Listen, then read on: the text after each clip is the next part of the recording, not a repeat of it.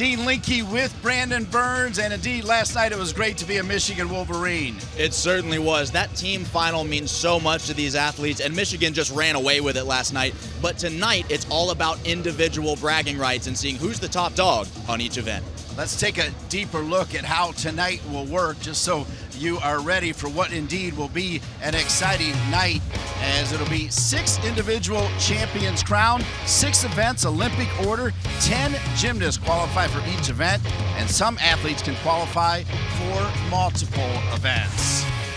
So with the table set, Brandon Burns, who do you have your eye on tonight? Well, the competition is stacked, starting with our Olympic medalist, Paul Judah. He'll be featured on 4 events tonight, 2 of which he is a former national champion on, floor and vault. So watch for world-class gymnastics from him throughout the entire night. Let's talk about our specialist of the year, though. Brandon Dang, undefeated this season on Pommel horse, qualified in first place. But look out for Parker Thaxton and Aronson Mansberger to give him some close competition on that event. Meanwhile, Ian Robble had the best meet of his life last night during team finals, qualified in first place on both rings and P-bars. The question is, can he do it again tonight? We'll find out. Then over on vault, Cameron Nelson has led the country nearly all season, also qualified in first place, and I'd say he's the favorite on that event. Finally, Taylor Christopoulos features in 3 events this evening, floor, rings, and high bar, and he has a legitimate shot at taking the title on them all.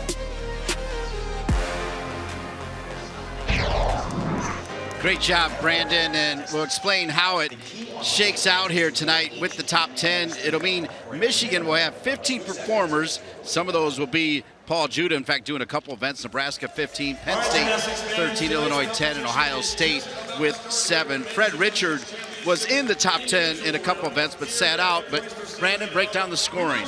Well, gymnastic scoring is a mix of 2 things. How hard is the routine and how well do you do it? You take the 8 most difficult skills a gymnast does, add up the value of those skills, and that gives you the difficulty score. Separately, your execution starts from a perfect 10. Judges deduct from that for any errors. Then we take the difficulty score, combine it with whatever is left of your execution score, and Dean, that gives us our final number. How about deductions? Well, judges are looking for a variety of things, but here's some of the most common. You see them highlighted here. Steps or hops, that can be 1 or 3/10 of a deduction, depending on how severe they are. Same thing for bent arms and bent legs. Those go all the way up to half a point. But the one that you really want to avoid, you see it at the bottom there, a fall. That's a full point deduction. Part of the fun from last night was 9 individual career highs, and 8 of those are competing tonight. So expect another big night with some big scores as we begin on the floor with Charlie Larson, who is 2nd in the country. He finished 9th last night with a 13.55. It's only fitting that a Wolverine gets things started. Right here at home in the Chrysler Center. Charlie Larson has such an interesting story, too. He actually did trampoline and tumbling, sort of a different form of gymnastics, until he was 17 years old, switched over to the men's artistic side of the sport, and look at that! A double twisting, double layout, perfectly stuck landing to open up. But Dean, switching from T&T, as it's known, to artistic gymnastics is so tough, especially when you're that age. He said he's only been on campus around 3 months, and here he is fighting for a Big Ten individual title.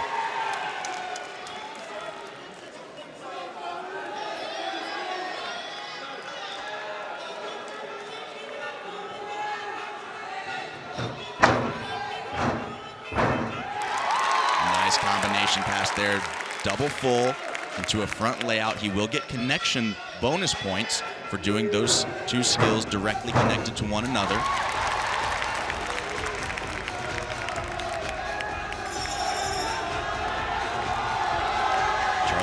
Style on this event. He needs a stuck dismount if he wants to compete. Oh no! He had to tuck that dismount. That's supposed to be a double layout. Didn't have enough rotation while he was midair. Made the decision to bend his knees. Makes him rotate a little bit quicker. Take another look. That flip is a layout, and right there he makes the call. I need to tuck that around. So that means his start value or maximum possible score will be lower because of that. Unfortunate break for the freshman there will probably take him out of medal contention. Competing first tonight. Now we move to the pommel horse, where Christian Grochowski, the 9 seed last night, finished 9th with a 13-3. Last year's champion, Brandon Dang. And pommel horse is probably the most nerve-wracking event in all of men's gymnastics because there's just no room for error. Every little thing counts. Christian here has a great body line, though. You want to see a straight line from shoulders to toes with no bend or piking in the hips, except for skills like this, of course, flares.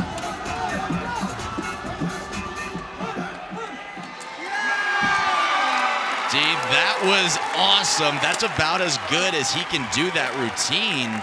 I don't think I've seen him do a better pommel horse routine. I don't know if it'll stand. We've got some really high difficulty routines coming up later. You mentioned Brandon Dang being one of them, the defending champ, but my goodness, that's about as clean as he can do it.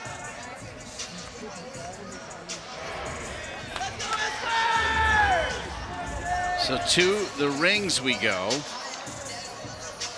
James Friedman, he finished 10th to find his way into tonight's individual championships. The rings have been Illinois' feature. They won it in 22, 23, and 24 with Ashton Anaya. This is James Friedman with a 13.55 last night. And Dean, rings is a tough event as he opens up with a nice strength sequence there. Backup rise, straight planche, right into the Maltese. It's a tough event for individual event finals because you expend so much energy. Last night during the team final, you can be gassed by the time we get around to day 2. Little wobble in that handstand. Got to be careful to control it. Just the dismount left. Big double-double. Just squeaks it around there. Little mishap on the landing. Won't be his highest score that he's capable of. It was pretty clean throughout on the strength skills, but the swings gave him just a little trouble. Here's that dismount. You see a little under-twisted. Looks like the ground almost caught him by surprise just a little bit there. Had to scramble to stay on his feet. Score's already in. Charlie Larson with a 13.325. Grochowski with a 13.65. As we move back over to Luke James. Luke James finished 10th last night with a 13.5. You see his career high at 13.95. And this kid is so tough. You saw it on his hand there. His fingers taped together. Had a little mishap in the gym earlier last week. Broke that finger. It's taped together, still competing here in the Big Ten floor finals. Nice double front. Did take a 1/10 step, or hop rather, out of that landing. We'll be talking a lot about sticks tonight. I have a feeling that whoever wins floor exercise is going to need to stick about half, if not more, of their passes throughout the routine. Just like that. That double full, a little bit easier skill for the side pass, but he hits the ground and does not move. That's what you want to see.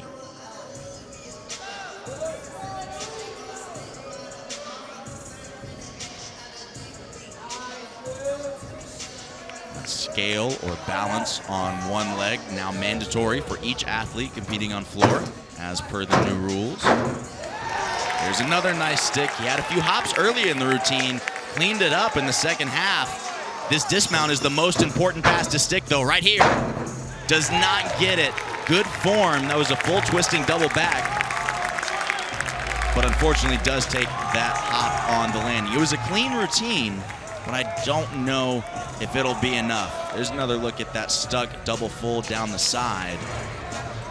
And the reason that's so important is because every time you take a step or a hop on a landing, it's either a 1/10 or 3/10 deduction, depending on how big it is. You do that with 4 or 5 passes throughout the routine, it really adds up. Friedman with a 13.275.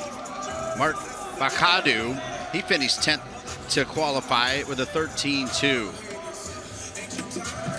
We talked earlier about extension, and Max does it about as good as anybody. Oh, and I jinxed him already. Falls off on that traveling element. And that will be a full 1-point deduction. Having a little chat with the coach right now. Should he repeat it? Should he not? If he chooses not to repeat it, he will not get the difficulty value associated with that skill, and it looks like he will not repeat it. Nice one pommel work there. You get a lot of bonus points for staying on one pommel for a long time. Those are called flop sequences.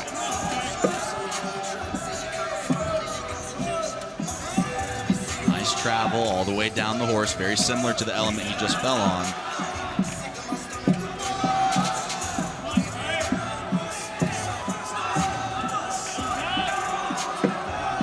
Oh, and I was just about to say, Dean, he looks a little tired to me. Does not have enough gas to finish up with the dismount. He'll repeat that. Daniel Ribeiro, an NCAA Pommel champion, obviously concerned. His third season at his alma mater.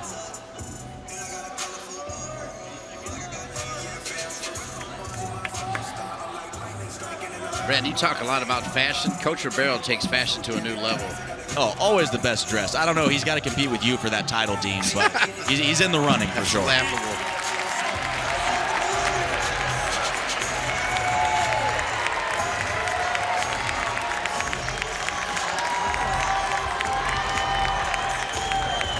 It's Connor McCool and the coaches for Illinois.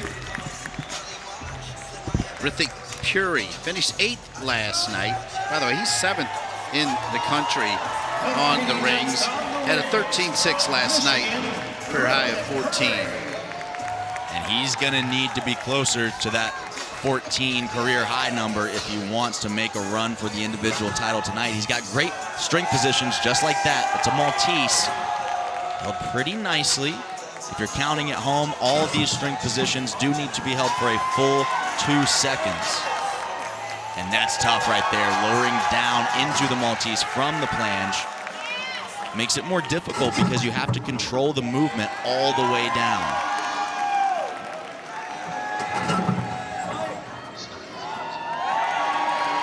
That skill he just did, a back up rise straddle L, actually removed from the code of points this year. They broke it up, so it's 2 skills.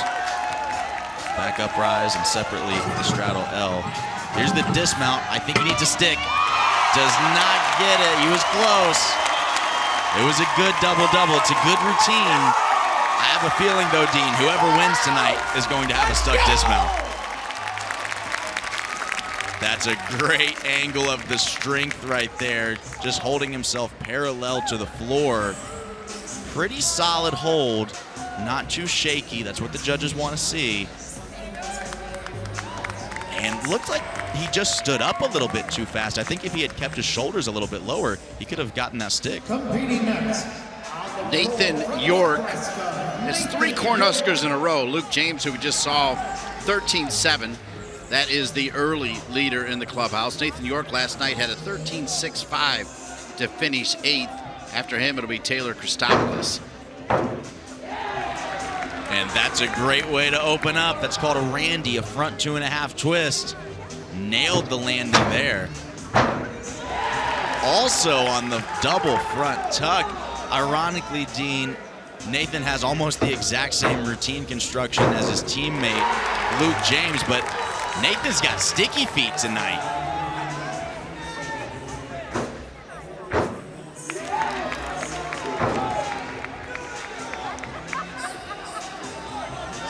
Press handstand here. It says non-acrobatic element. Every athlete is required to do at least one non-flipping or tumbling skill, whether it be strength, such as that handstand, or sometimes you'll see circles or flares done on floor, similar to how they're done on pommel horse, to qualify for that non-acro. That's the first landing he's had a hop on this whole routine.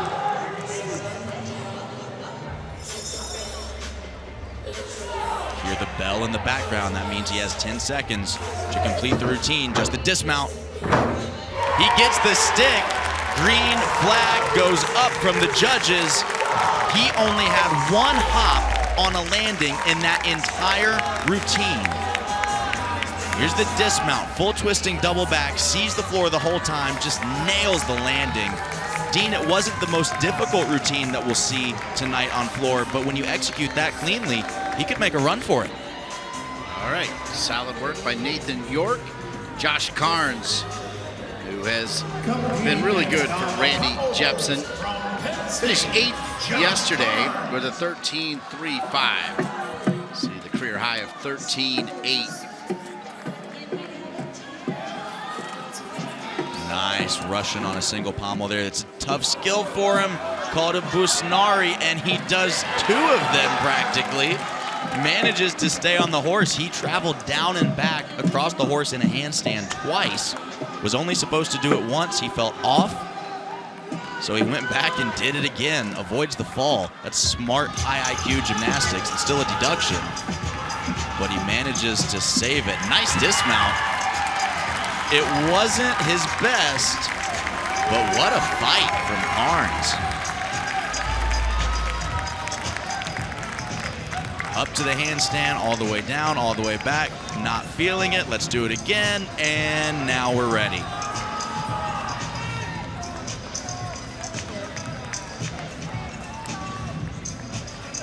Now we move to Preston Nye. 9th last night with a 13.55. Illinois, forever known as the Lord of the Rings. They'd won 7 of the last 8 rings, Big Ten individual titles. Alex Diab won 4 straight from 2016 to 19. And of course, I mentioned Anaya winning the last 3. They've had such a legacy of incredible ring workers there at that Illini program. Ironically, Coach Ribeiro said this year rings probably their weakest event. In a little bit of a rebuilding phase. Preston planning on adding a new dismount. It'll be a layout double-double. Coach Ribeiro said it's more about his development than the score. I want him to know that he can do it. Coming up right here. And not only does he do it, but he sticks it. That's one of the most difficult rings dismounts we'll see the entire night. Preston, one of his first times adding it into his routine. It's a new skill for him. Looks like he's been doing it forever. Little tuck there. Bends the knees, probably a 3/10 deduction. I think it's still layout credit. The first flip was pretty solid. Taylor Christopoulos will have to chase down his teammate Nathan York, who has set a career high with 13.975. 13.975 is the number to beat. Taylor Christopoulos finished 6th yesterday with a 13.9. And I'll be honest, Dean, I thought that number from Nathan York would be a little higher. Taylor can definitely overcome it. He's got some difficult stuff like that. Layout double-double. Pretty nice, but he needs to stick some landings. And I think he might have heard me because he just did.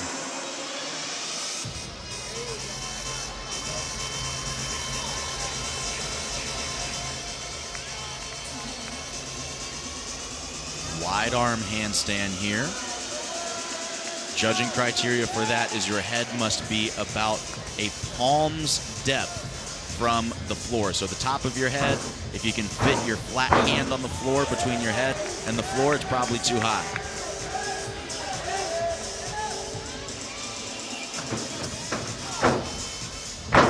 Oh, and that's a mistake there from the veteran. And you can tell that stung the ankles a little bit. Just the dismount left, still does the full dismount.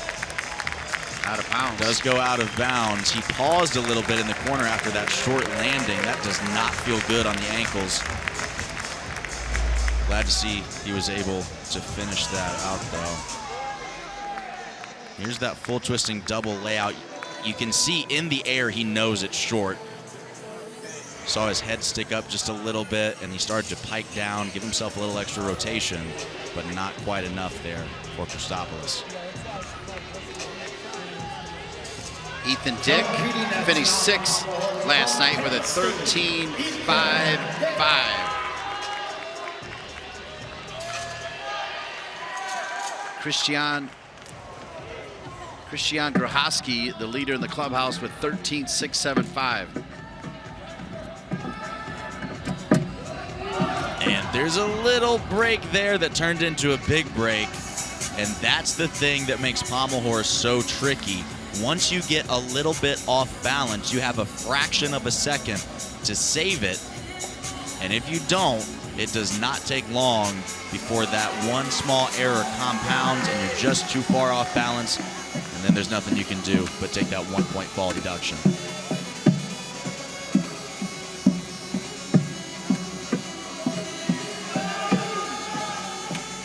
Just the dismount.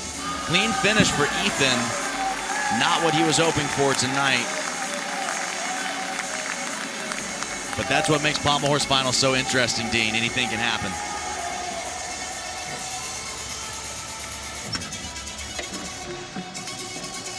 We'll move over to rings with Chris Heiser from Nebraska. He's second in the nation. Finished sixth last night with a 13-7.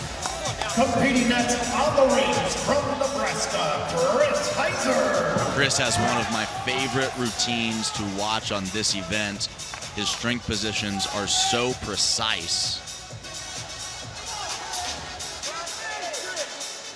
13-7-2-5 is the number he needs to beat, Brandon. He's capable of it. That Maltese, though, a little bit high in my estimation. That uprise planche, though, that's about perfect.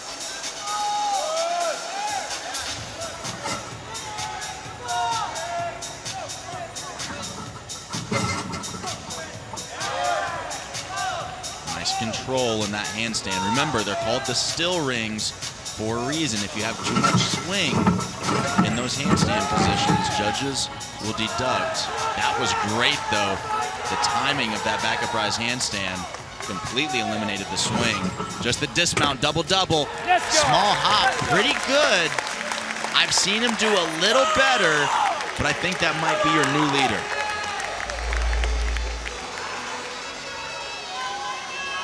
Here's the dismount, 2 flips, 2 twists. Just a slight hop. The rule on that is if the hop or step is less than shoulder width, probably judges will only take a 1/10 deduction. If it's shoulder width or greater, you can count on the judges taking 3/10.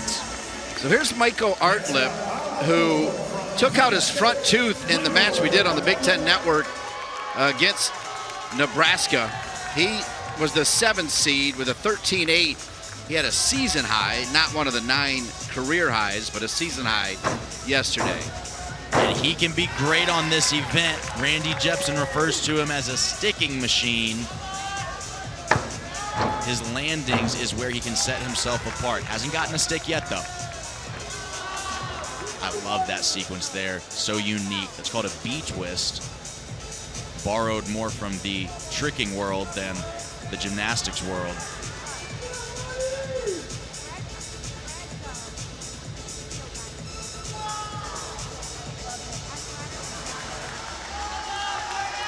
Little crowd work there.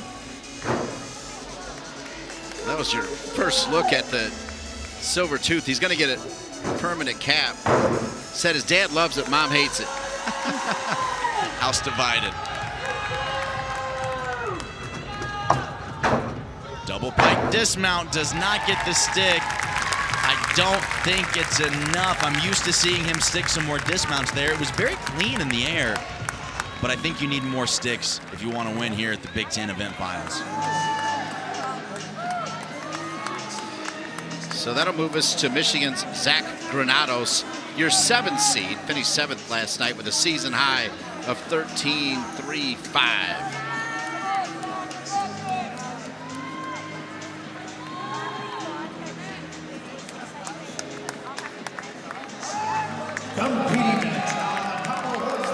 Zach has played a very important role for the Wolverines this entire season, often early in the lineup in that leadoff spot. Probably the most important spot, maybe in the entire meet, is your first man up on Pommel horse.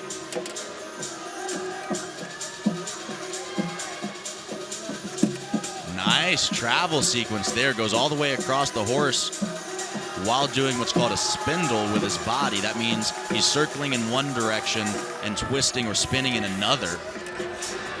Very complex movement.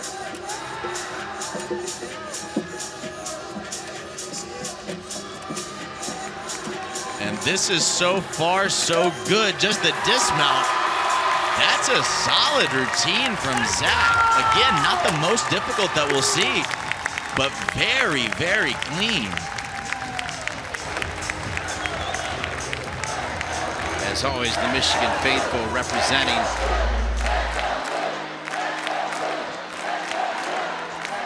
Here's that dismount. Those Russian-style dismounts have been downgraded in this most recent code, but if you do it that well, it'll still be worth quite a few points. From Penn State, Matthew Underhill. And Matthew Underhill, as we're halfway through on the rings. 7th last night with a 13.7. He is 8th in the country on the rings. And he's very capable of winning this event. Look at that. Backup prize Maltese presses up to the flange, all the way back down to the Iron Cross.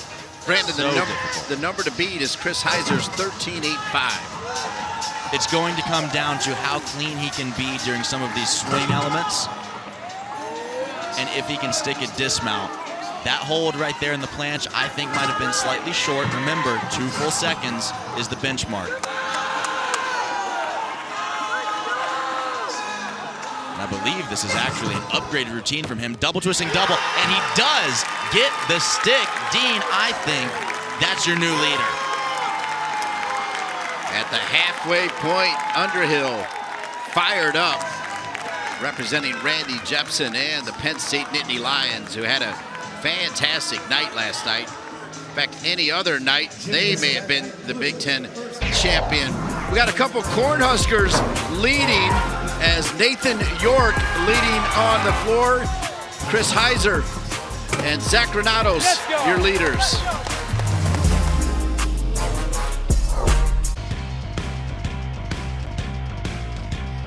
July 12th, the BTN Big 10K returns to Soldier Field in Chicago. Scan the QR code or register right now at btnbig10k.com to be a part of the 10K or 5K race and post-race tailgate party.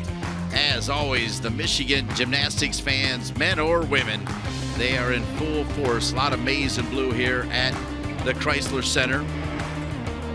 Take a look at the awards this week. Taylor Christopoulos named the Gymnast of the Year, Brandon Dang, the Specialist of the Year, and Ian Sandoval, the Freshman of the Year. Taylor Christopoulos, such a veteran. He's gotten it twice. Second of his career, won that back in 2023 as well. Brandon Dang, Specialist of the Year we mentioned during the Open. He is undefeated on the Pommel horse. He owns that event so far this year. We'll see if he can keep it up tonight. And Ian Sandoval, great comeback story. We mentioned yesterday, Dean had a pretty scary crash at the Winter Cup. Came back just last week in the final meet of the regular season to secure his spot as the Freshman of the Year. Take a look at the 2025 sportsmanship honorees. Amari Sewell, Paul Judah. They've not only won a lot of titles, but they do so much for the sport. Chris Heiser for Nebraska, Justin Saccone for the Buckeyes, and Matt Underhill for Penn State. Congratulations to the Big Ten 2025 sportsmanship honorees for men's gymnastics.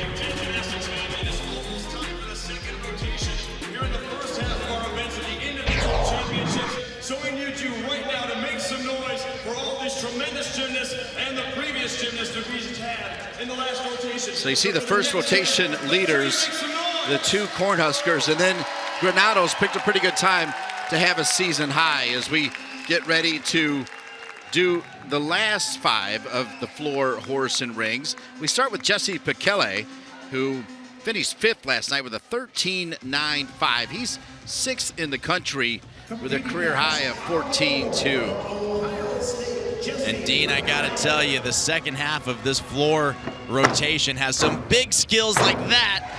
Front full to a double pike, just lawn darts into the floor for that stuck landing.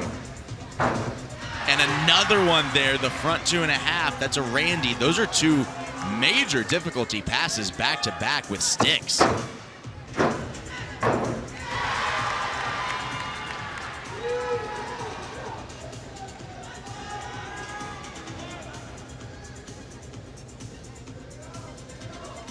Nice flare sequence there, up to handstand, back down.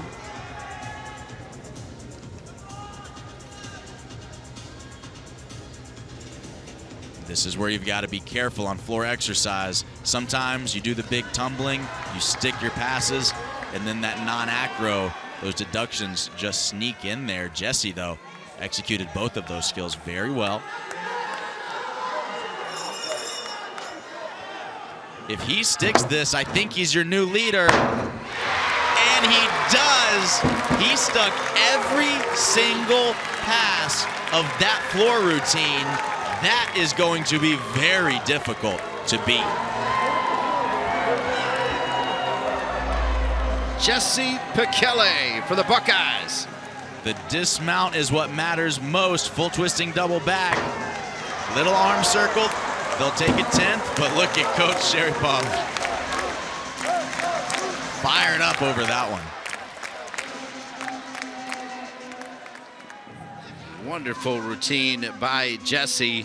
Here's the all-around for 3 straight years champion, Fred Richard, pulling out of a couple events, but he is going to do the pommel horse, where he finished 4th last night with a 14-1. Fred mentioned to us last night that he is focused on NCAAs, making sure he feels healthy, thus pulling out of both the parallel bar and high bar final this evening. Pommel horse, typically he's not known for this being his event, but look at that, a triple Russian in between the pommels. That is tough. It's another big skill right here, the flare spindle over the pommels.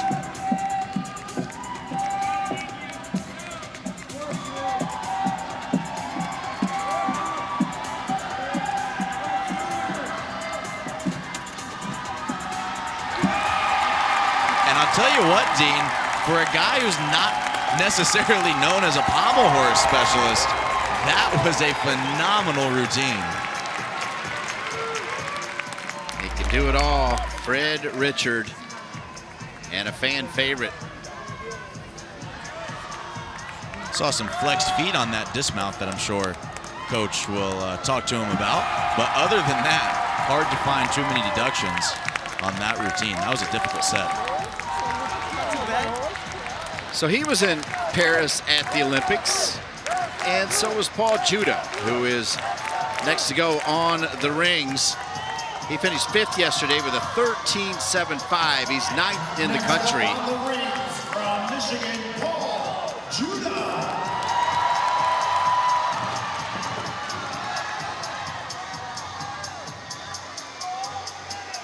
Dean, I spoke with Coach Gerenstrom before the competition. He said Paul is very special because there's very few athletes that can have a 9.5 execution score. What he means by that is get less than half a point off the entire routine on every apparatus. He said Paul Judah is one of those guys.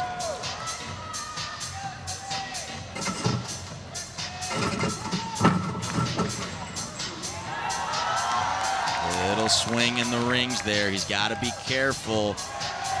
And that is so difficult. The handstand lower down into a straight planche, especially while the rings are swinging like that, makes it even more difficult.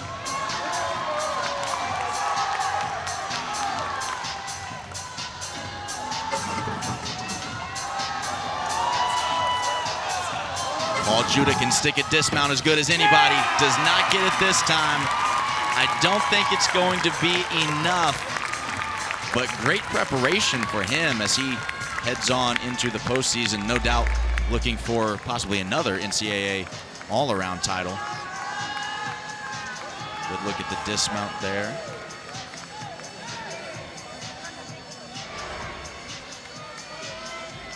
So Fred Richards' score is in, but not enough to take over his teammate over on the horse. It's still Zach Granados as we move back to Matt Cormier.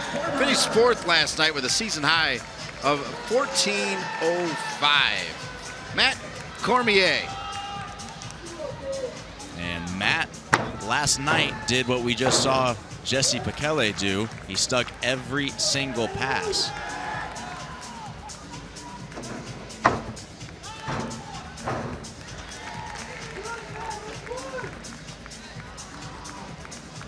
leader, though, is the Buckeyes' Jesse Pikelli. The last Buckeye to win the floor was Sean Melton, who did it in 2016. He was pretty good. One of the best, I would say.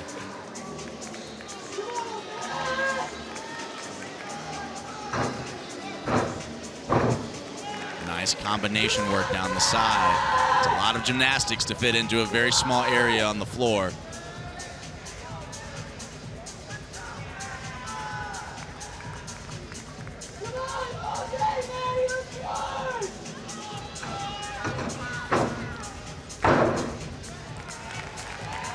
Full twisting double back dismount, pretty nice, but not the sticky feet that we saw from him last night.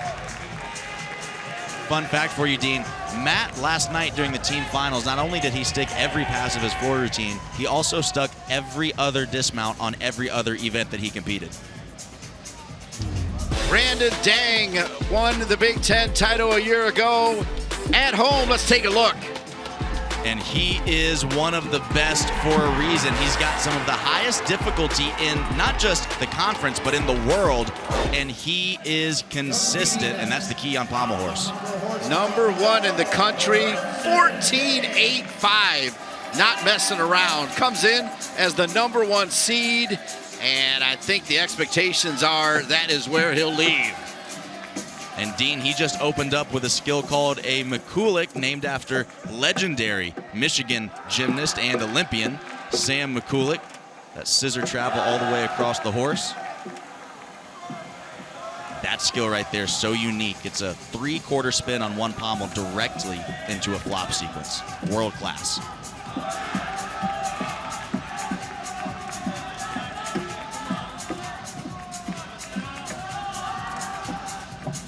And look at the dismount. So dynamic, just flies up to the handstand. That will most certainly be your new leader, Dean. Illinois with 36 Big Ten horse titles. Good chance they're going to make it 37. 11 since 2000, and Coach Ribeiro loved it. Remember, Ian Skirkey won it in 2023, and of course we showed you the flashback. Dang, winning it a year ago. Big time performance. So another Cornhusker, as Asher Cohen finished 3rd yesterday with a 14 flat. The number to beat is his teammate Chris Heiser. Dean, I'm a little surprised Matt Underhill didn't overtake that number from Chris Heiser. I did mention he might have had some short holds, so it looks like the judges are being pretty strict on that. Underhill currently in 3rd. Owen leaving no room for doubt with that cross hold. No strong.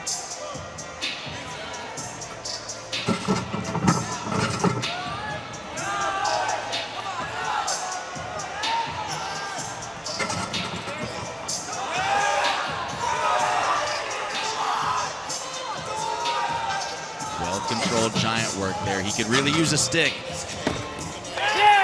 Does not quite get it. Very solid strength all the way throughout. I didn't see any short holds.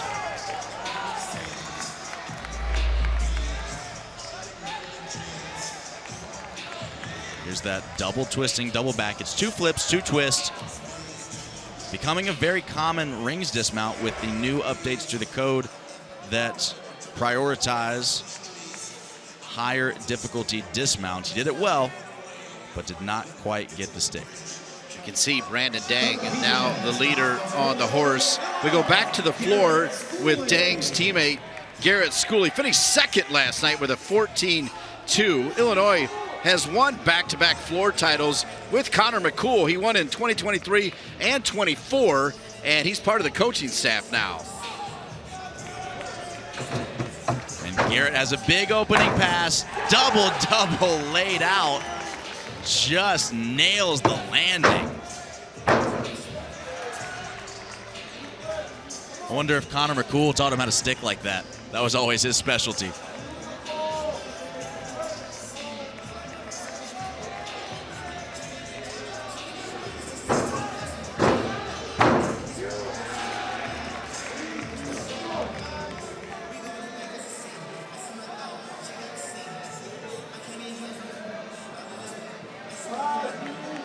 That's Connor McCool, arms crossed right there, looking on. He knows what it takes to win. McCool stuck his dismount when he won this event. We'll see if Garrett can do the same. It's coming up right here. Oh, so close. Connor McCool in the background there. He liked it. Garrett, just the small 1/10 hop. It was good, but I don't think it's enough to overtake Jesse. Double pike dismount, very popular these days. Upgraded to a D-value difficulty skill. And there's the former champ showing some support. Assistant coach, back-to-back floor champion, Connor McCool. Spent some time with him earlier this afternoon. He kind of wishes he was still out there performing, but enjoying the coaching role. Here's Parker Thaxton. He's third in the country, finished third yesterday with a 14.5. And you see that career high there, Dean, 15.05. That is one of the highest you will ever see on any event. So if anybody can take down the great Brandon Dang, it's this guy right here.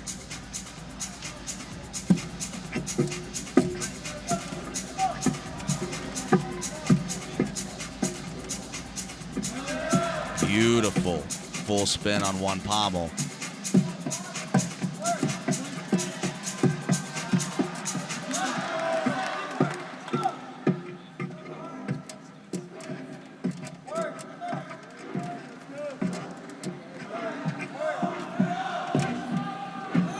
This routine is just jam-packed with difficulty. This is about as good as I've ever seen Parker execute it. Just the dismount.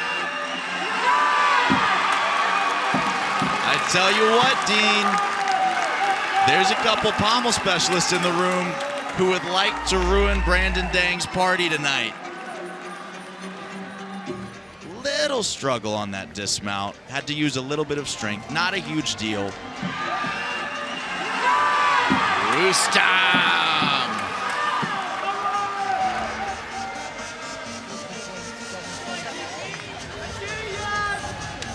It's about as excited as I've ever seen him get. Yanni Chronopoulos finished second last night with a big score of 14.050. He is sixth in the nation and has a career high of 14.25.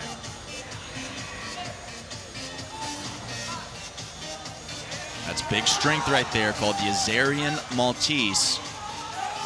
One of the most difficult strength moves that we'll see all day. You see on the bottom of your screen, it's Asher Cohen, his teammate, the leader right now on the rings.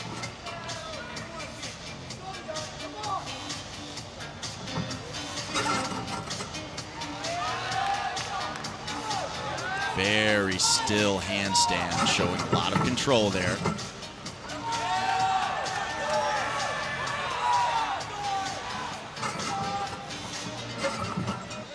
With Christopoulos following, stuck landing there. That might do it. Very high difficulty with that opening strength sequence. And again, Dean, the stuck dismount means a lot. Here's a look at that backup rise cross, done pretty well. Watch his wrists. You want to make sure he doesn't have what's called a false grip, where he rolls his wrist around the rings. But this right here, icing on the cake. Chuck Jamelka, the head coach of the Nebraska Cornhuskers. Go back to more Cornhuskers. Chase Mondi finished third last night with a 14.2, and he's third in the country on the floor. By the way, Parker Thaxton with a 14.625, just behind Dang. So close. Chase Mondi's second pass here is big time. It's a triple twisting double back. And you can't do it any better.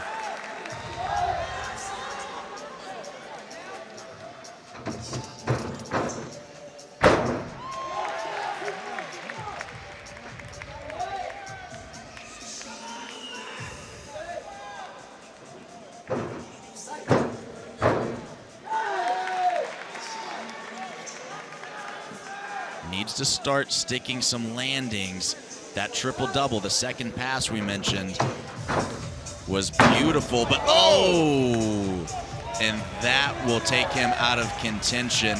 Dean, this floor setup is on a podium. It's up elevated off floor level here in Chrysler Center. And sometimes that changes the bounce. And if you're not ready for it, that's what can happen.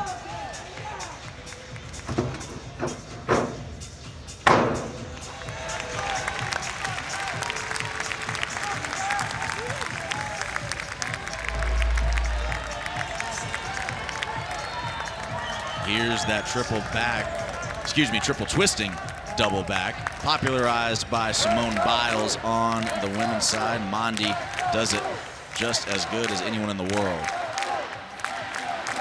Aronson Mansberger set to hit the horse, finished second last night.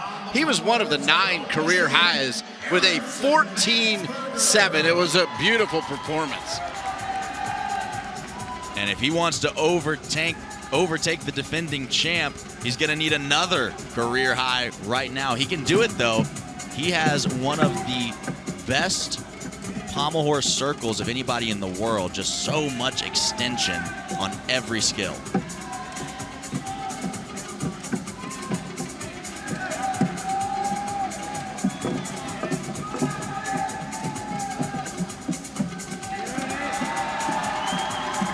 So dynamic with how quickly he moves through this routine. Has a really nice style to it. Oh, but that'll do it.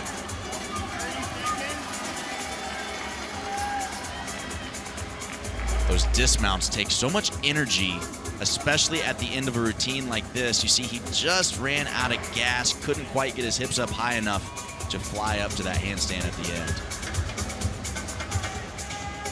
So with only Will Hawk remaining, I don't think Houck rather will be able to chase down Brandon Dang. There's the dismount for Aronson. Remember though, only a freshman. So much potential in store for this young man's future. So as we move back over to the rings, there's 3 Cornhuskers at 1, 2, and 3. Yanni Chronopoulos, Asher Cohen, Chris Heiser. There's another Cornhusker shooting for the title. Taylor Kostopoulos, a career high last night of 13.75. And Dean, I talked to Coach Chamelka before the meet, and he said, you know, we offered Taylor the opportunity to not do rings. He's a little beat up, but Taylor said, nope, it's my last time at a Big Ten event finals. I want to do everything. So playing the numbers, you've got Chronopoulos, Cohen, Heiser. We'll wait to see what Kostopoulos does. Nebraska's never won a rings title in the Big Ten. Ian Robble was standing in the way. Of course, Ian Robble had a wonderful day, wonderful night last night. 2 career highs for Robble.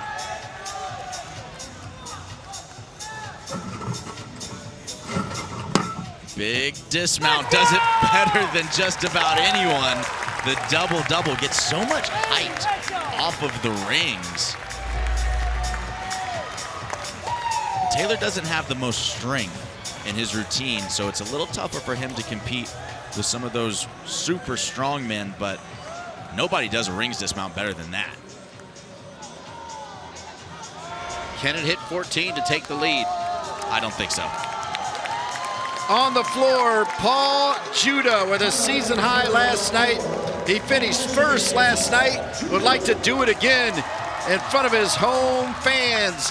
14.25, season high last night. Paul Judah for Michigan. And remember, he's a former NCAA champion on this event because of that right there, near flawless execution. And I jinxed him there. He was trying to stick. We mentioned it last night. If you try too hard to stick those landings, you usually end up under-rotating.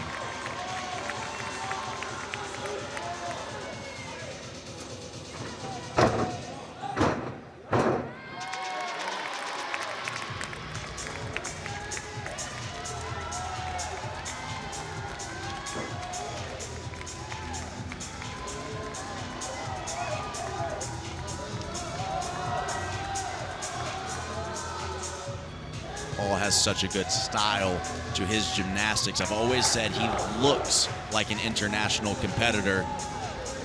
And of course, now with the Olympic medal to his name, he certainly is. Just the dismount. He gets the stick. I don't think it's going to be enough with some of those rougher landings earlier on in the routine, but nonetheless, great gymnastics. Use that opening pass. Just lands like a cat. And of course, known for his flare work on pommel horse, brings it over to the floor as well. Stuck dismount. In the background there, you see the green flag come up. And he'll get that bonus 10th as well. He is waiting to see if he has enough to surpass Jesse Pichelli for the Buckeyes to give Ohio State their 11th floor title. Will Houck finished 5th with a season-high 13.8. Last to go on the horse for the Illini. And Dean, just because of his difficulty value, he will not be able to overtake Brandon Dang for that top spot, but the door is open to get on the podium still. Right now, Thaxton in second. Zach Granados from Michigan in third.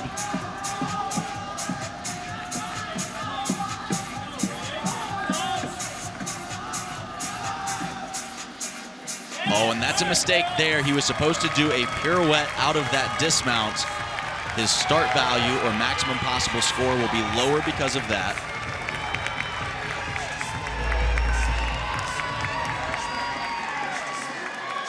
Does a good job of flying up to the handstand, no hesitation, no strength needed, but just leaves out that pirouette. He'll be down a few tenths for that.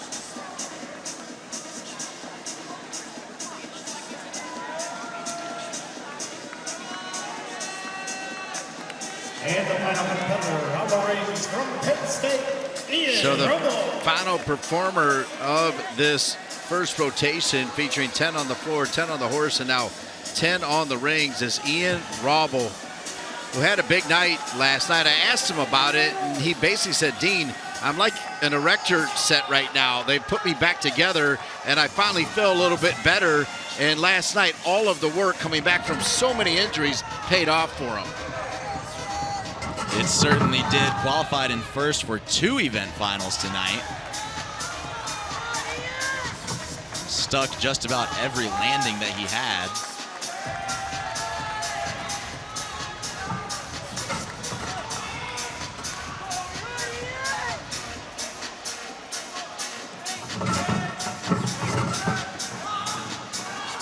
Just a little shaky in those handstands. You can tell he's a little bit tired. Big dismount, does not get the stick. I think you'd be hard-pressed to find anybody that gets more airtime on their rings dismount than Ian Roble.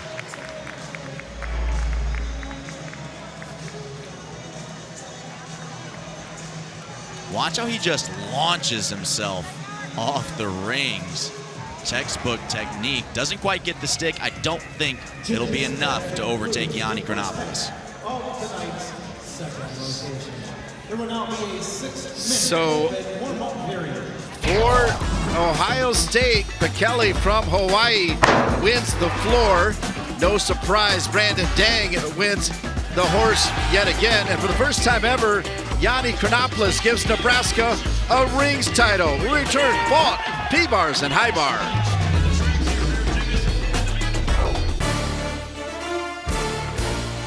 Men's Gymnastics on the Big Ten Network is brought to you by State Farm. Like a good neighbor, State Farm is there.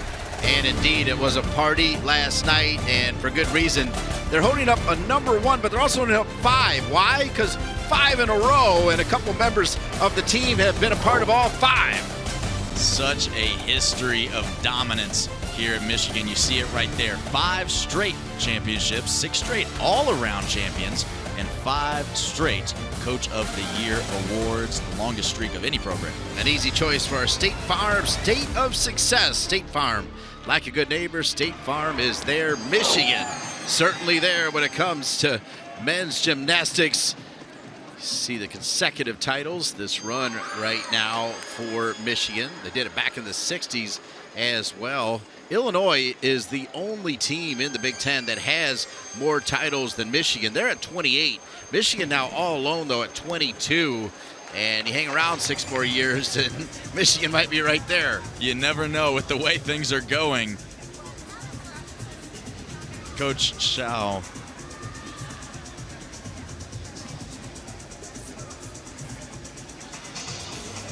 Cameron Nelson is, these are some of the athletes you talked about to start the show. Cameron Nelson, Ian Raubel, who we just saw, and then Taylor Christopoulos. Cam has led the country on vault for most of the season. He's capable of big numbers over there. Ian Raubel, of course, had the night of his life last night. We'll see if he can keep it up. And Christopoulos, he's just such a veteran, 8-time All-American. You can't ever count him out on any event.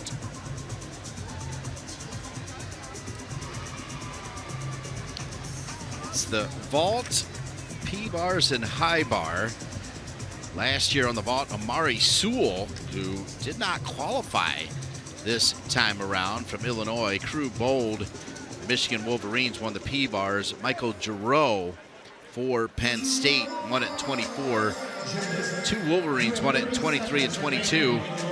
Not sure if you heard of Fred Richard or Paul Judah, but they took care of the high bar in those 2 years. Ironically, Fred Richard won high bar last night by about half a point. So if he was competing tonight, he would certainly be the favorite. Opted out due to some load management, focusing and preparing on NCAAs instead.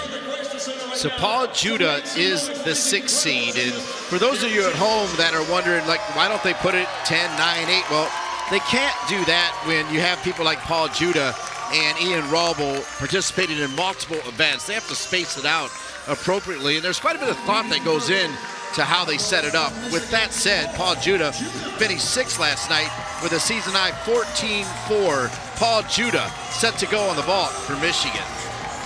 He's a former NCAA champion on this event, and he's capable of doing this vault about as close to perfect as it gets. Not quite there tonight. The form, I think, better than anybody who does that same vault, but does not quite get the stick. Just a small hop on the landing. See the legs and feet glued together.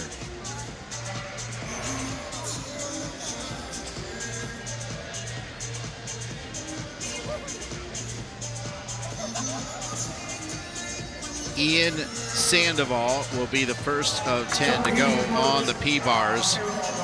So he got in because Fred Richard, who finished 2nd with a 14-5, decided to sit it out. Fred did the same thing last year after winning the all-around. The beneficiary is this young man, Ian Sandoval, who had a career-high 13.75. So in many ways, he did earn the shot.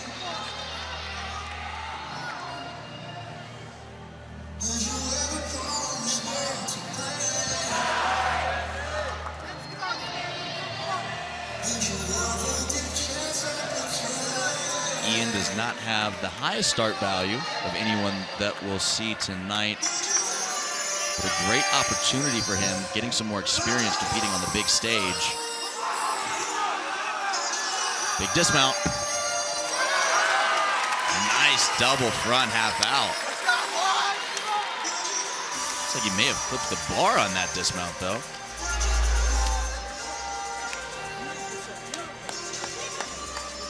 So 2 flips forwards with a half twist at the very end.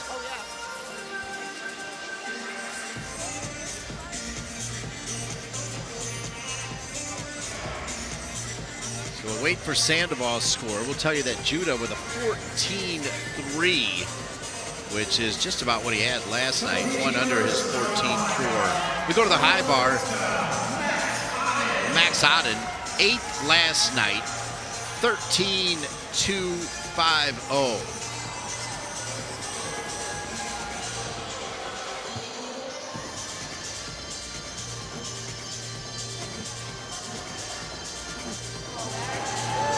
Full spin on one arm called a Zoli Men, very intricate.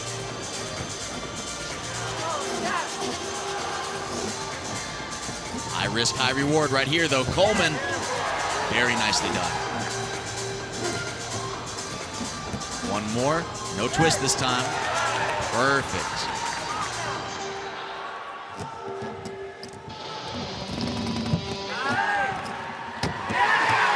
directly connects those two Tkachev-style release elements, he will get bonus connection points for that.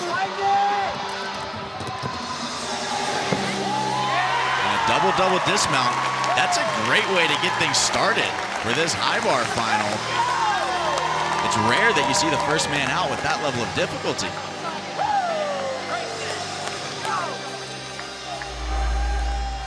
So Aden. High flying dismount here, 2 flips, 2 twists. Small hop on the landing, only 1/10, but that'll still be a good score for Max Aden.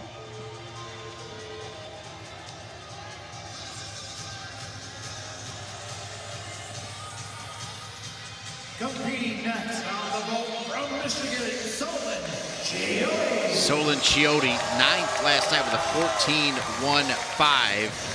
We know the Buckeyes have a title already on the floor. We know Illinois has one on the horse. We know Nebraska has one on the rings. Michigan has won at least one individual title every year since 2019. And tonight might be no different when you stick vaults like that. Vault is a game of landings because it's only one skill. There's only so much you can take in the air, so that stick is extra important. Little form here, you see slightly bent knees. But I'll tell you what, Dean, that stick goes a long way.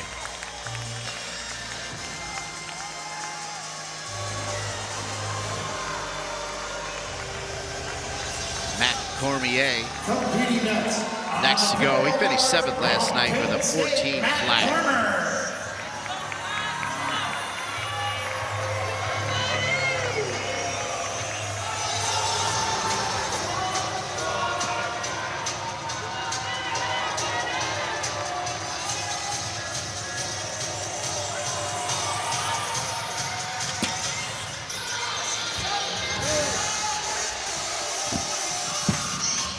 That's a tough skill right there.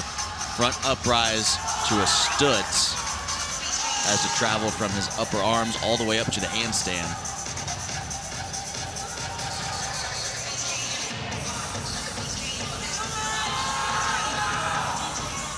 He stuck this last night. Does not do it here, but that's a difficult routine. Should still be a big number.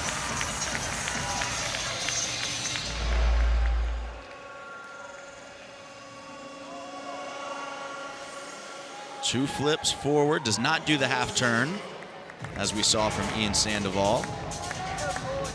Probably a 3/10 hop on that landing.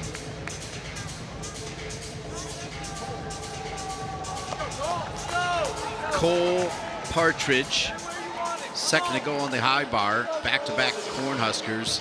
Aden in with a 13.665, 13.675. Partridge finished 6th last night with a 12.9.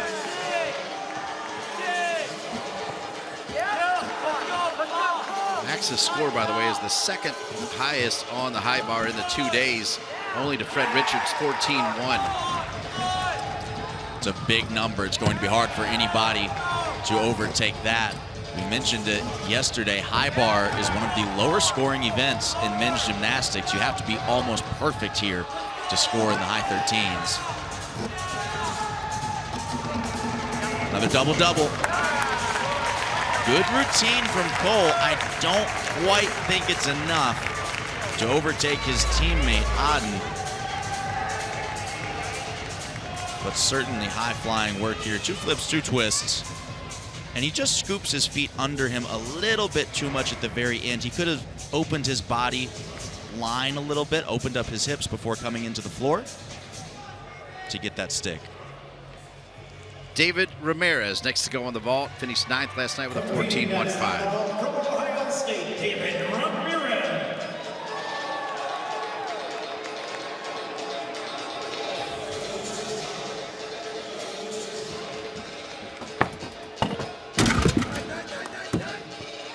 It's another 2.5. Big step on the landing, but very clean in the air. I think cleaner than what we saw from Solon moments ago. Watch the form in the air, knees, feet, pretty good, but that's a 3/10 step right there, and it's hard to win when you have those landing deductions. Last night, the vault was a spectacle as 7 of the 10 vaulters set season or career highs.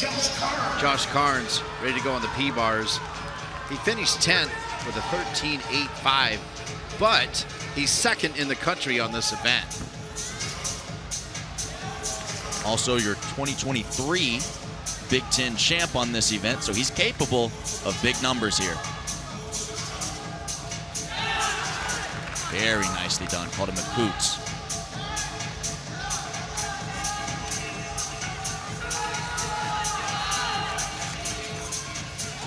That skill right there called a Bobzar, named after Ohio State gymnast Raj Bobzar.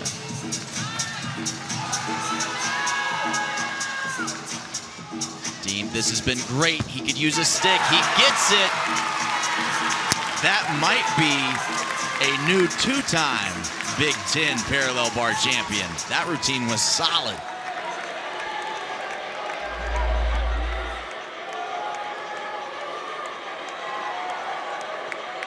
Here's that flight element.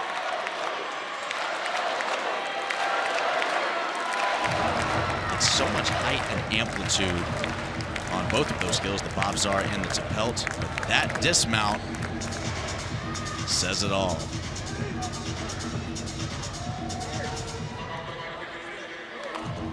Pierce Wolfgang, 6th last night with a 13.4. He's 10th in the country, 6th in the conference.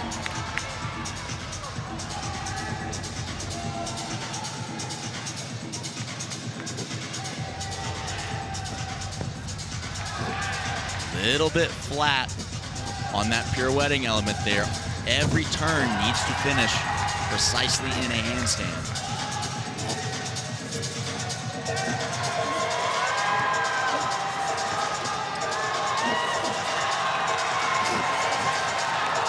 He's got a big dismount, Dean. 3 flips before hitting the ground.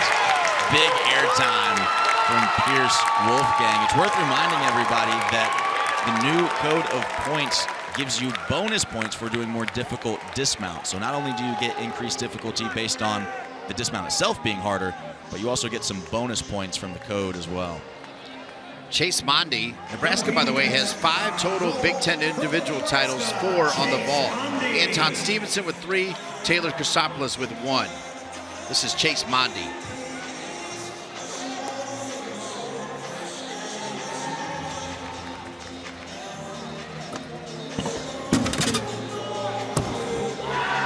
Triple full. That's a more difficult vault than what we've seen thus far tonight. Starts about 4/10 of a point higher than everyone else that we've seen. Affords him a little more room for deduction. It's going to be close, Dean. That's a 3/10 step there, and I saw a 3/10 leg separation during the pre-flight as he went from the springboard to the table, so that'll be close. Tell you that Josh Carnes now the leader on P-bars. Wolfgang the leader on high bar for Michigan. Michigan also has Chiotti leading the vault. Tyler Burgess, 13.95, one of the 9 career highs last night. Finished 8th.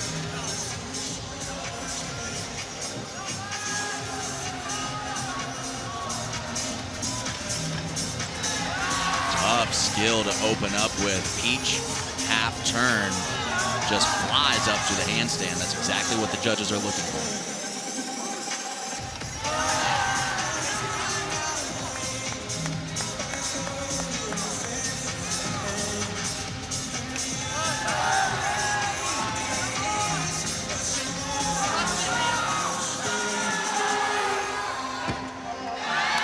Nice routine. I don't think it's enough to overcome that 14.45 from Carnes, but he had some big skills in there.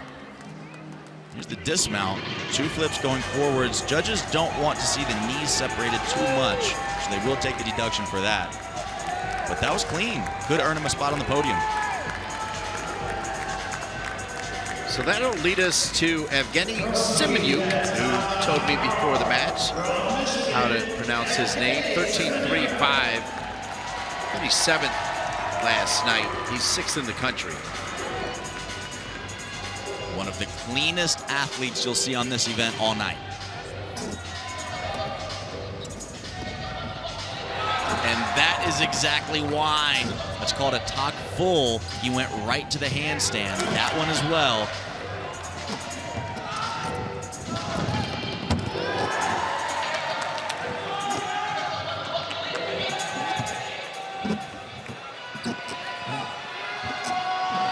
It's called German Giants. Very hard on the shoulders.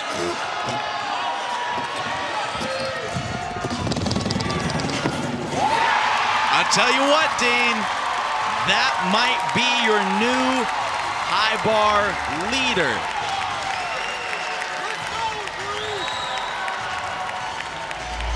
So clean, just not much you can take. The worst part of the routine was the dismount right here, and he stuck it. A little bit of form in the air is the only reason I say that, but goodness, there's just so little room for deduction. His career high is 14.6. He only needs to top a 13.7 to pass his teammate. So here's Luke James.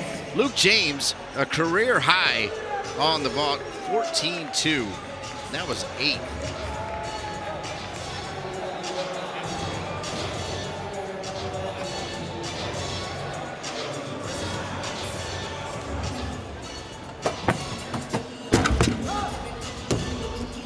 Another 2.5. Great form. Big hop on the landing, though. I don't think it's going to be enough.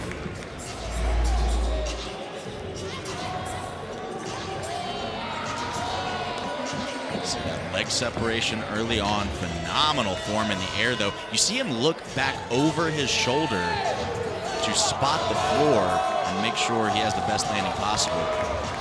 Textbook technique there.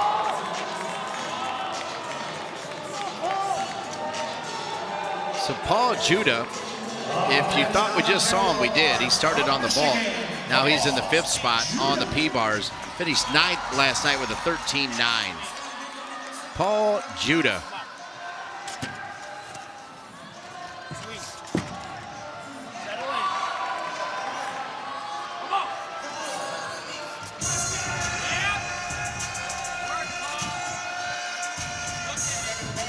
It's like he can walk on ceilings, if you know what I mean.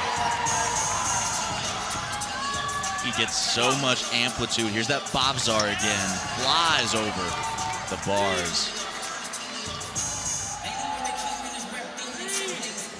Granted, he's not even breathing heavy. He's a professional, Dean.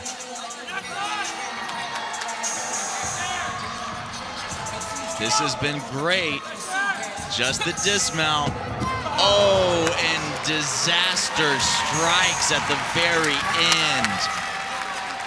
I was about to say if anyone can overtake Carnes, it's going to be the Olympian Paul Judah. That was a gorgeous routine, very similar to his teammate Evgeny on high bar. He's just so clean, there's not too many opportunities for the judges to deduct. But you can't afford a mistake like this no matter how clean you are. Over rotates, hands go down, that's a 1-point fall.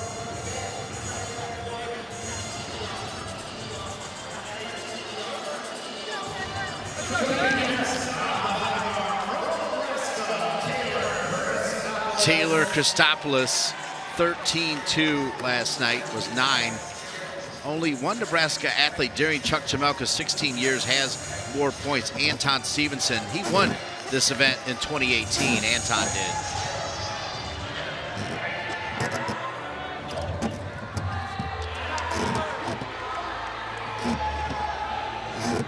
Got some big releases coming up right here.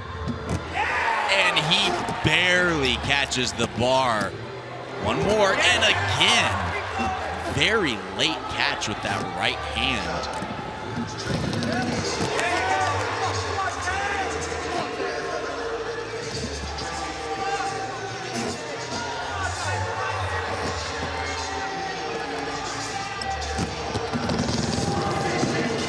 Well, I tell you what, Dean, it was a little wild on some of those release moves, but he made it look good, and he gets the stick at the end. That's going to be a big number. This is called a casino. Watch that right arm. He's almost at the bottom of the bar by the time that hand gets on the bar. Double-double. We've been saying it all night long. The sticks are critical. His career high is 14-1. That's what he's going to need to tie Evgeny.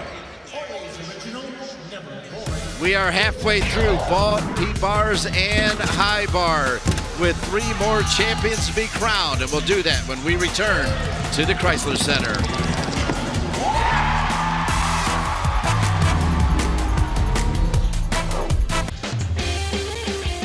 Right now, get $4 off a Big Ten Plus monthly subscription and stream the remainder of the non-televised spring season featuring men's and women's lacrosse, baseball, softball, men's volleyball, beach volleyball, and tennis.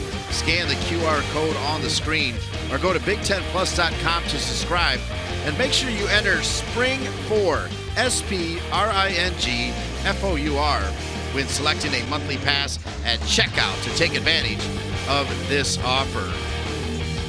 We are down to the final 5 in vault, P-bars, and high bar.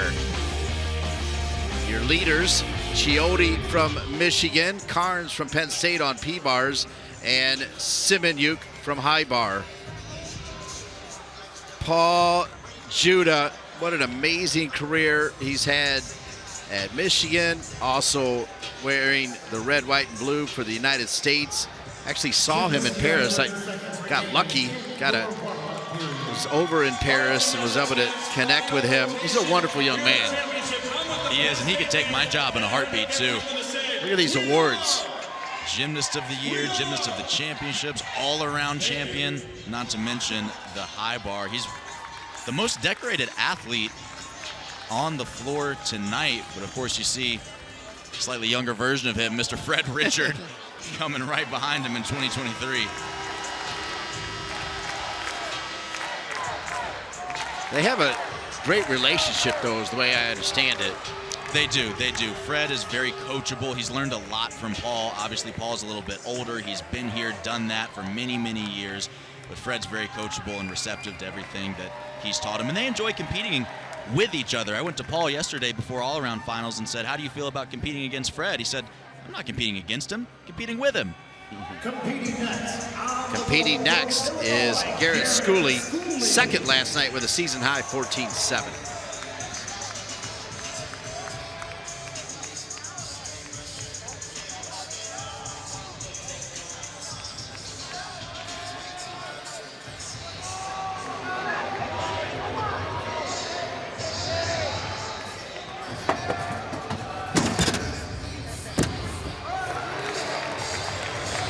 And he tried to get away with the jump salute to the judges. It's another triple full, so a higher start value. Vault starts from a 15-2 maximum possible score.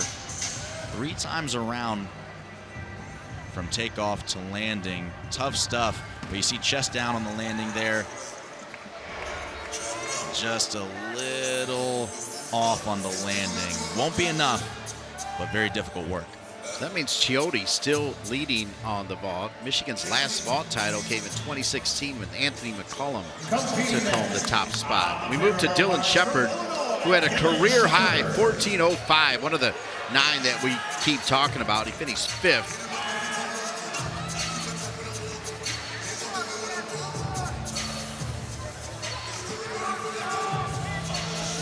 Shepard has such a unique routine on this event, especially his dismount.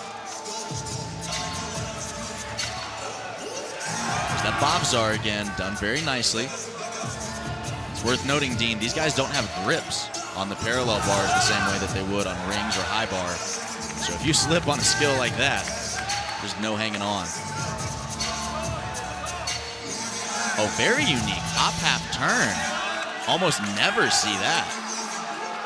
Probably a little bit too difficult for how much you're rewarded, or how little, rather, but very stylish nonetheless. Here's the cool dismount. Double pike off the edge of the bars, barely keeps it on his feet. A nice routine from Shepard there. Won't be enough to overtake Carnes. Yeah. Watch this unique gymnastics right here. That skill was upgraded. But to be honest with you, Dean, it's just scary. Double pike off the edge. Big step forward. Actually looked a little bit better from that angle than it did from ours here, Dean. See the leaders down below. Matt Cormier, season high 13.45, finished 5th to make it to tonight's high bar competition. His former teammate Michael Giroux won it last year. Fred Richard in 23, Paul Judah in 22.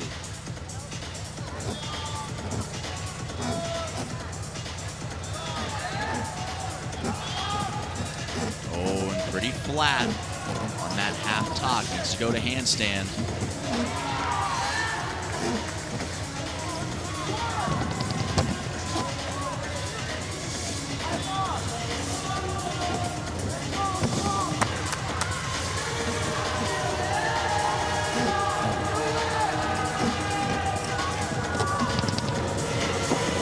Another double-double. Small hop on the landing that time.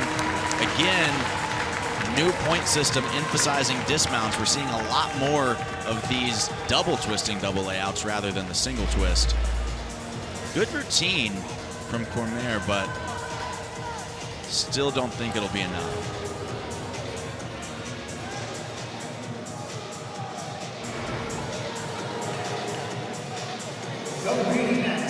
So Cormier's teammate Matthew Underhill, 14.45 season high, 4th last night. Stuck it last night.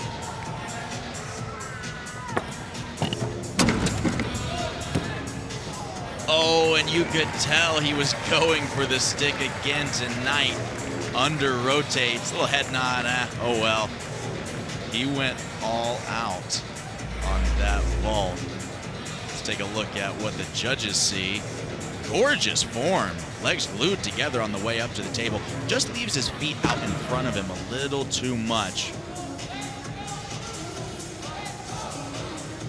Scrambles on the landing there. 6/10 off just on the landing. At least missed opportunity for him. 2022, Evgeny Semyonyuk won the P-Bars for Michigan. He's got a chance to do a double tonight. Let's flash back to 2022.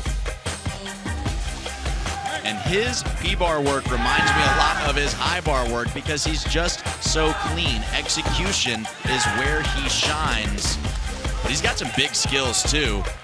So if anybody can make a run at that top spot, it's Evgeny Semyonyuk.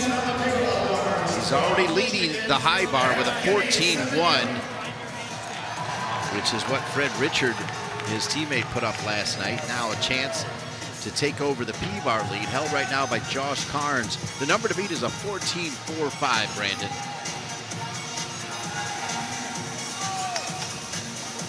Just rockets up to the handstand on those peach-type elements.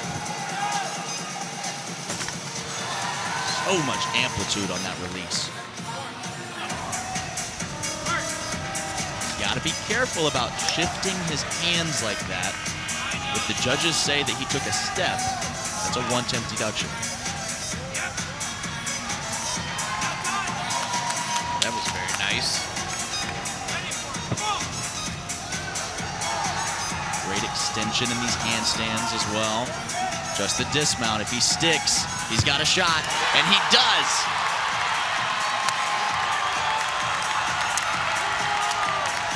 Evgeny bringing it in front of the Michigan fans.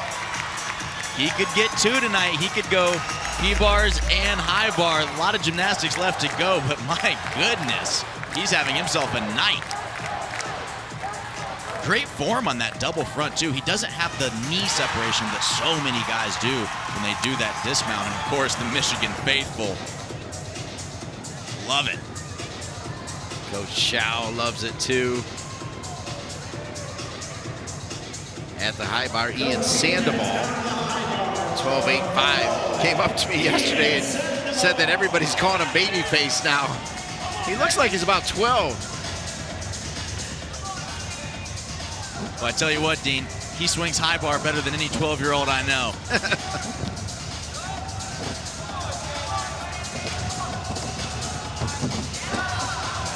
release element there. That's called a Tkachev, done in the layout position. That one straddled.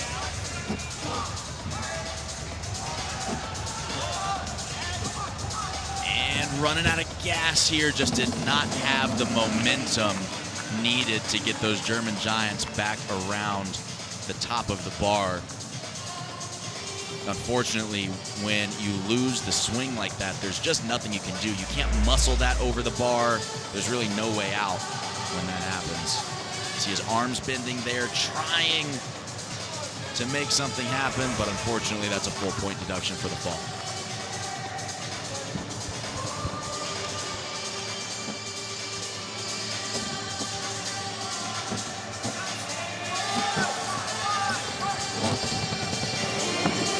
Full twisting double layout, strong finish, but an unfortunate mistake early on will take him out of the running.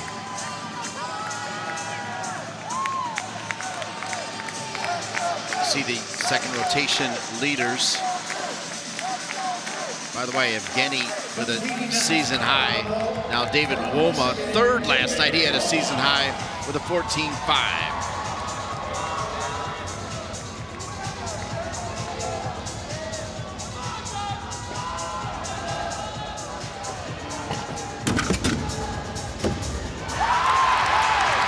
David Woma can stick a 2.5 on vault better than just about anybody. He did it last night.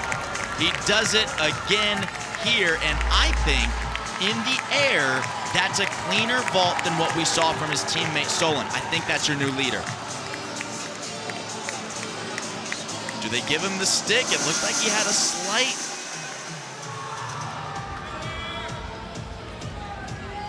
If they say that left heel came up in the air, it will not be a stick and he will not get the 1/10 stick bonus. That might be the difference maker.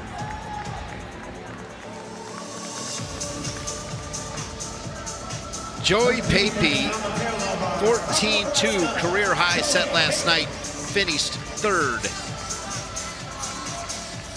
David Woma, your new leader, 14.55 on the vault from Michigan.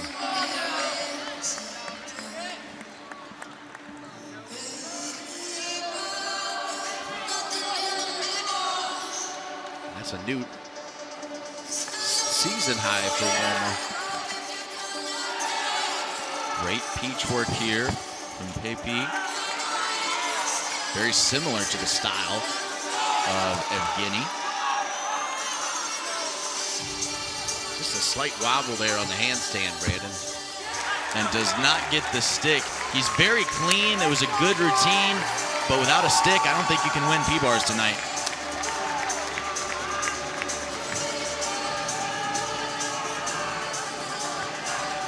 On the high bar up next for Illinois, Ryan Vanish Thernot, who had a 13.45.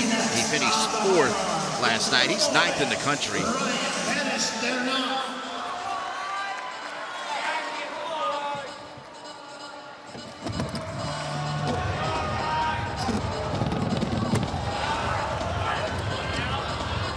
Release element there called a Yamawaki. Haven't seen that yet tonight.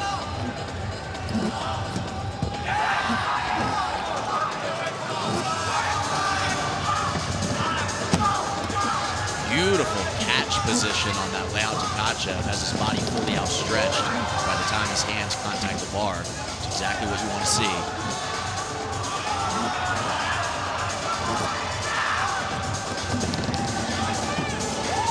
Just the slide back on the dismount. It was good, but not quite the difficulty that we've seen from some other athletes on high bar tonight. Gorgeous form in the air on that dismount. You see a lot of guys have these slight pikes or bends in their hip position. Not so for him. Cameron Nelson, he won the vault in 2022 for the Buckeyes. And he is exceptional at this event. So much power. He does a front handspring style vault, which we have not yet seen tonight. Contacts the vault table head on rather than from the side. If I remember correctly, he was first to go. So he put up that score and nobody could top it. Nobody touched it.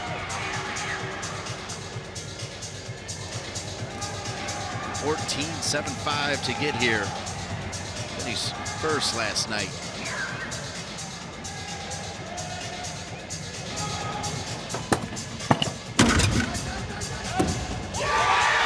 That was great.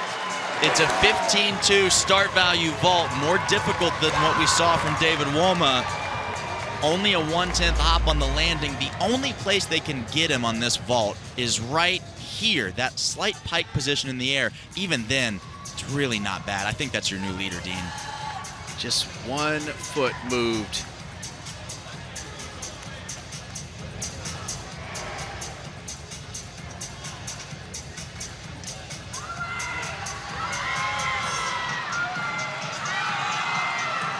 Cameron Nelson looked pretty fired up as we go back to Ian Ralwell. As we mentioned earlier, 2 career highs last night, including a 14.6 on the P-bars. He finished first.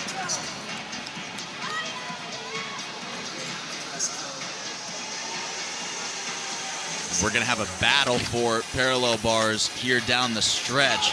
As you mentioned, Dean, Ian qualified first after last night's performance, and Logan McEwen third in the NCAA on this event as well.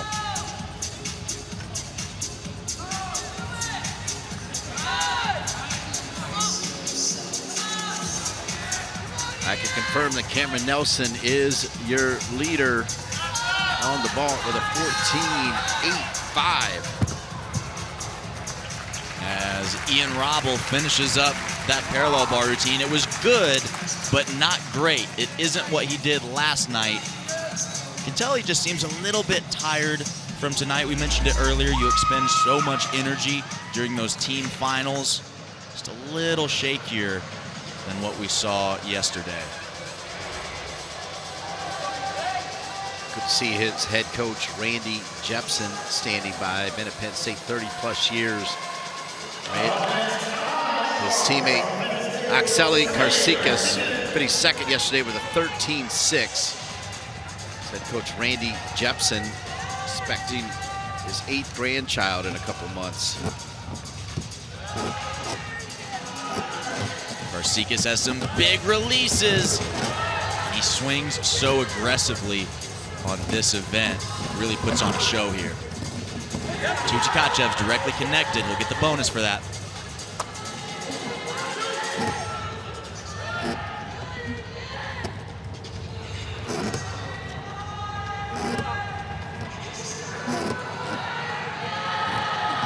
Needs a stick. Does not get it. You could see a little frustration right when he hit the ground. He knew what he needed. It was a good routine. A lot of difficulty. Great form. Just a little too much on the dismount there. Back-to-back-to-back Penn Staters. The last vaulter, Matt Cormier, with a season high 14.45 last night.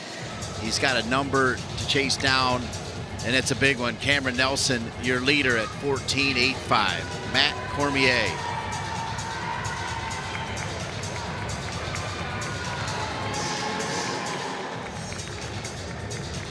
Competitor of the gold from Penn State, Matt Cormier.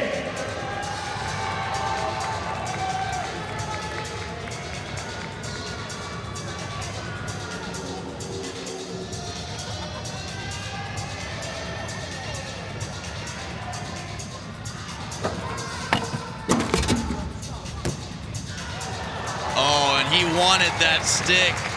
He hung on to it as long as he could. It was a great vault, but not going to beat that 14.85 from Cameron Nelson. So what that means is Cameron Nelson, the second multi-time vault champion at Ohio State, as you got to go back to Rod Newland, who won 3 straight in 76, 77, and 78. You had talked about Logan McEwen as somebody that could chase down Josh Carnes. He finished 4th last night with a 14.15. Last to go on the P-bars, Logan McEwen. And he needs to be almost perfect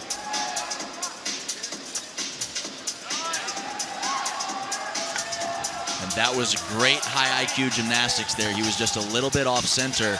That was nice. That's an upgraded skill. He was a little bit off center. He had the presence of mind to not move his hand so he could avoid the deduction.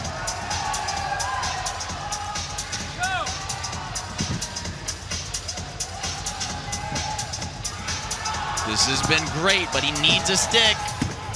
Oh, gave it away at the end. I think he could have made a run for Carnes there. That routine was so clean, but unfortunately, that dismount is going to cost him.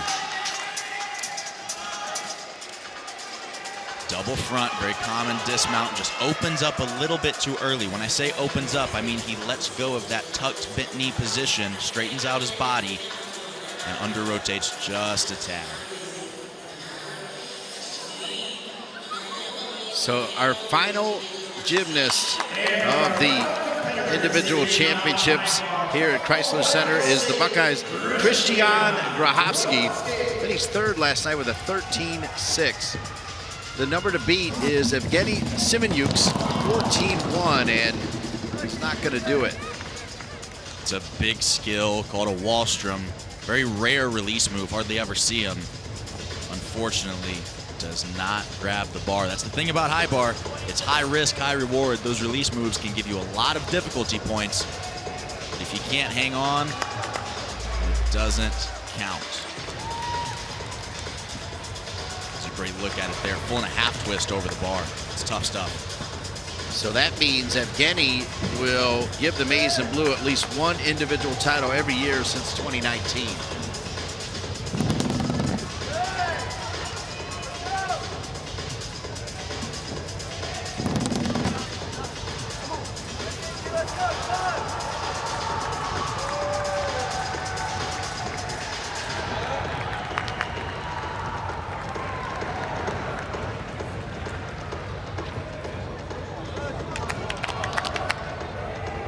You'll be interviewing two-time champions when you think about Nelson and Evgeny. That's right. Double twisting, double back. Nicely done. Unfortunate break early on in the routine, but a good finish.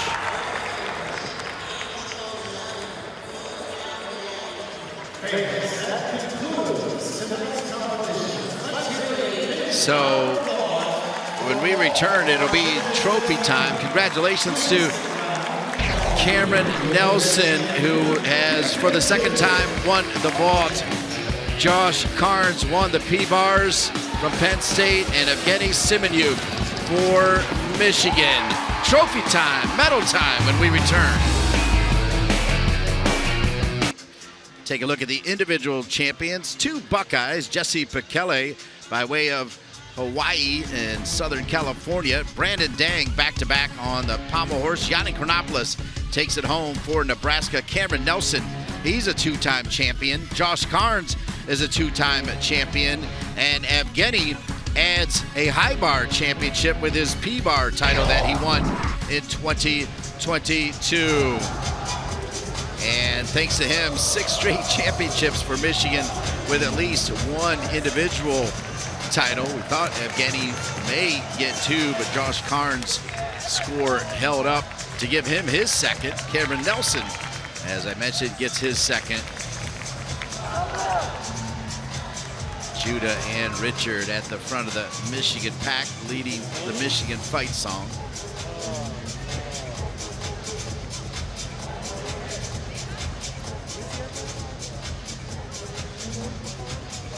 We're going to step aside. We're not done. When we return, Brandon Burns will talk to all 6 winners. Championship awards have just been announced. Fred Richard, the gymnast of the championships. He, of course, won the all-around last night. And no surprise, as Coach Shao, for the 4th straight year, is the coach of the year, as Michigan, for the 5th straight year, wins the Big Ten tournament, 22nd overall. Let's head over to Brandon Burns, who has our winners tonight.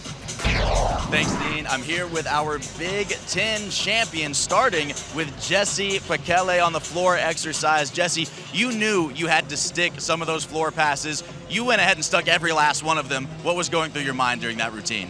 Honestly, I blacked out. I knew I trusted my work outside of the gym, and it came into play here. So it really worked out, and I'm grateful. Well, congratulations. The hard work paid off tonight. Over here, we've got Brandon Dang, our repeating Pommel horse champion.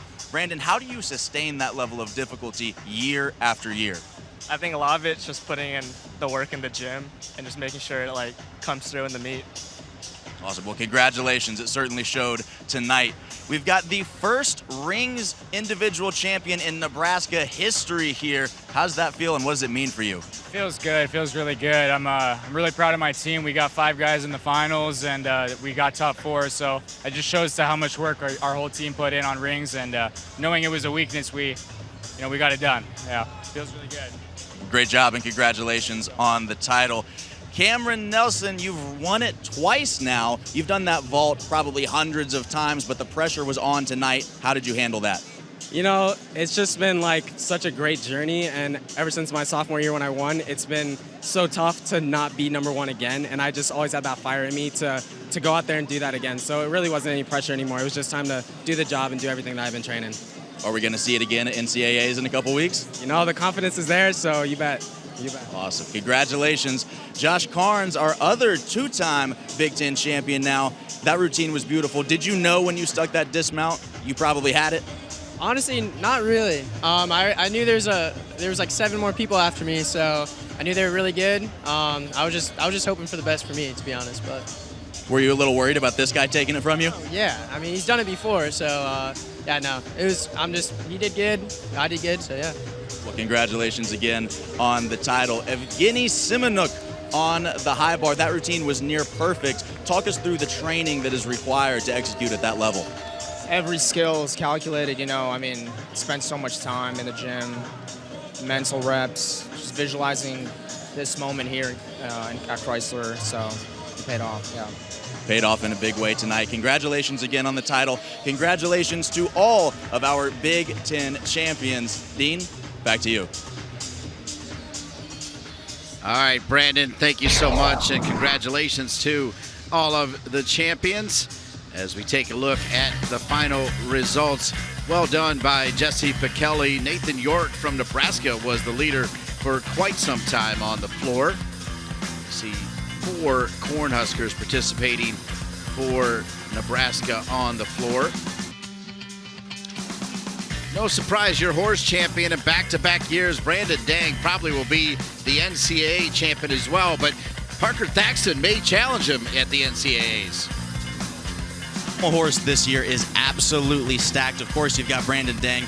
Parker Thaxton has been steadily increasing his scores all season long, so he's certainly a challenger, and there's a few more competitors in other conferences that could give Brandon Dang a run for his money, but for sure, keep an eye on him at NCAAs. We move to the rings. 10 competitors led by Yanni Chronopoulos from the Cornhuskers. Major accomplishment for Yanni there, but look at the top 4, all Nebraska Cornhuskers. Coach Schmelka said it used to be our weakness. This year, clearly not.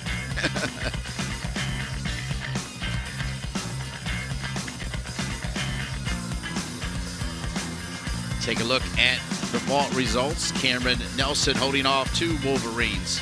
And that level of difficulty that he has in that vault is so difficult to overcome. David Woma and Solon both stuck their vaults, but unfortunately, the difficulty was just not quite enough to overcome the champ.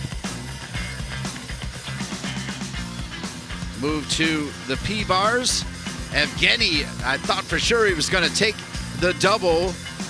Joey Pape for Nebraska. Logan McEwen. Tyler Burgess has brought a lot of excitement to the Buckeye program. Absolutely. It was such a tight race on parallel bars tonight. We were talking about it before the broadcast. We said this is one of those events we genuinely have no idea who's going to win, and the results certainly show that. What a tight race. And finally, the high bar. Pierce Wolfgang, 13-7. Max Odden with that 13-6-5. Cole Partridge with a 13-3-5. Ian Sandoval's got a bright future. Absolutely, so much potential for that young man. It's worth remembering that Fred Richard, ranked #1 in the country, opted out of this event, but his teammate Evgeny Simonik brought home the hardware anyway.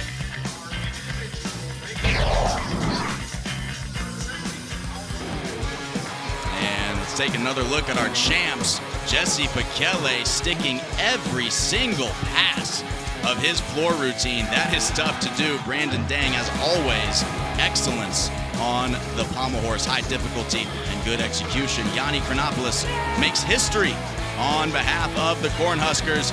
That stuck landing did him some favors there. The champ 2 times now, Cameron Nelson. High difficulty, good execution. And Josh Carnes, another 2-time champion on the parallel bars. Beautiful execution all the way throughout, capped off by that stuck dismount. And Evgeny Simonik, one of the cleanest routines you'll ever see on any event, brings home the high bar title. So that's going to wrap it up from the 2025 Big Ten Men's Gymnastics Championships. Special thanks to Nor Davis, the Associate Commissioner of the Big Ten. From the University of Michigan, Larry Martin, Parker Garrett Jacobs, Jordan Manning, Nate Mosley, and Jake Stocker. Last night, we crowned Michigan as your team champion, their 5th consecutive and 22nd overall, and Fred Richard 3 years in a row as your all-around champion. And tonight, we just awarded and talked to all 6 individual champions.